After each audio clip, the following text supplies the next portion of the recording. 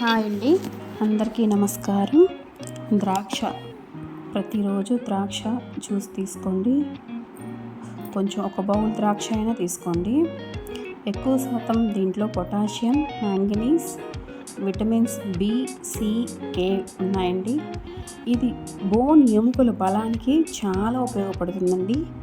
ఎండాకాలం ద్రాక్ష జ్యూస్ లేదా ఎండు ద్రాక్ష జ్యూస్ అయినా తెల్లవైనా నల్లవైనా తీసుకోండి.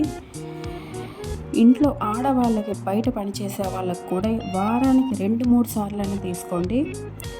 డీహైడ్రేషన్, ఎండ వల్ల వచ్చే వేడి, బ్లడ్ ప్యూరిఫికేషన్కి అన్నిటికీ మంచిదండి. ఎముకలను అయితే చాలా బలోపేతం చేస్తాయండి.